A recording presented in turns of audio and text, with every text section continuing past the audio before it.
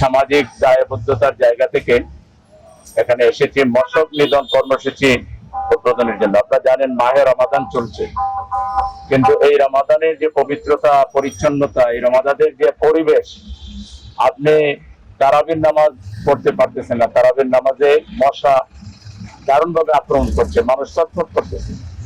খাবারে বলছে, ইফতারে বসতেছেন, সেহরিতে বসতেছেন, শান্তি মতো ইফতার এবং সেহরি করা যাচ্ছে না। তার যদি নামাজ একটু পড়বেন, আল্লাহর কাছে ডাকাডাকি করবেন, মশার জন্য করা যাচ্ছে না।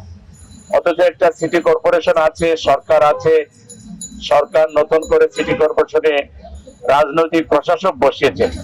আমরা আশা করেছিলাম রাজনৈতিক প্রশাসকরা তারা রাজনৈতিক অভিজ্ঞতাকে কাজে লাগাইয়া দ্রুততম সময়ের ভিতরে এই নগরবাসীকে মশা থেকে মুক্তি দিবেন, কিন্তু আমরা কোনো উদ্যোগ দেখছি না।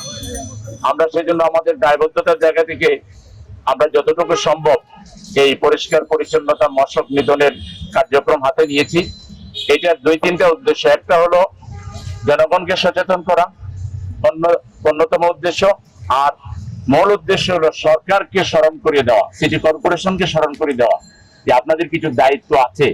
এই যে রোজাদার মানুষগুলো কষ্ট করতেছে, সরকারের কি বাজেট নাই? আপনি সামাজিক ভাবে উদ্যোগ নেন, সামাজিক ভাবে আহ্বান করেন, কত টাকা লাগে জনগণ দিয়ে দেবে। যে কোনো মূল্যে আল্লাহর ওয়াস্তে যারা দায়িত্ব পেয়েছেন, মশকটা অন্তত নিধন করে এই নগরবাসীকে আপনারা অপরিচ্ছন্নতা থেকে, এবং নগরবাসী যে হাঁসফাঁস করতেছে, মশার আঘাতে কামড়ে মানুষ যে অনেক অসুবিধার মধ্যে সময় পার করছে, ঠিক মতো রোজা রাখাটা কঠিন হয়ে যাচ্ছে, এই অবস্থা থেকে নগরবাসীকে মুক্তি দেওয়ার জন্য আমরা প্রশাসকদেরকে এগিয়ে আসার আহ্বান জানাচ্ছি, সরকারকে এগিয়ে আসার আহ্বান জানাচ্ছি, এবং জনগণকে আমরা বলবো যে আসুন আমরা সবাই মিলে আমাদের এই নগরকে, আমাদের এই সিটিকে আমরা গড়ে তুলি। আমরা সবাই যার যার জায়গা থেকে দায়িত্ব পালন করি। পরিবেশ সুন্দর রাখার জন্য, পরিচ্ছন্ন রাখার জন্য আমাদের সকলেরই দায়িত্ব আছে। হাদিসে আছে তাহুরু শাতরুল ঈমান, পবিত্রতা হচ্ছে ঈমানের একটি পার্ট, ঈমানের একটা অঙ্গ। আমরা সেই ঈমানি দায়িত্ব পালনে সবাই এগিয়ে আসি। আর আমরা সরকারকে বলবো যে এরকম জোড়াতালি দিয়ে কিন্তু একটা নগর চলে না। এই সিটির যে মেয়াদ ছিল সিটি পরিচালনার জন্য যারা দায়িত্বপ্রাপ্ত ছিলেন, তার মেয়াদ ইতিমধ্যে উত্তীর্ণ হয়েছে। এখন আপনাদেরকে নির্বাচন দিতে হবে। দ্রুত নির্বাচন দিয়ে নির্বাচিত প্রশাসকের হাতে দায়িত্ব দিলে তারা জনগণের প্রতি তাদের যে দায়িত্ব সেটা তারা পালন করবেন। আদার দেন এখানে আপনারা দায়িত্ব দিচ্ছেন, এই দায়িত্বের মাধ্যমে জনগণ কোনো কল্যাণ পাবে না।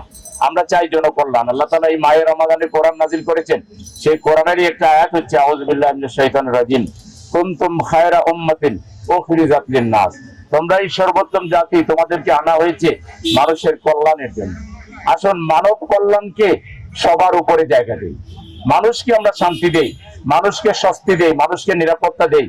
মানুষ যদি বেঁচে থাকে, মানুষের মধ্যে যদি একটা মানুষ যদি একটু কল্যাণ লাভ করে, তাহলে এটার মধ্য দিয়ে সমাজ উপকৃত হবে। আজকে মানুষকে বাদ দিয়ে আপনি যাই করেন কোনো লাভ হবে না। আপনি সুন্দর সুন্দর পরিকল্পনা মুখে বললেন, অনেক ভালো ভালো কথা বললেন, কিন্তু জনগণের সমস্যার সমাধানে আপনাদের কোনো কার্যকরী যদি উদ্যোগ না থাকে।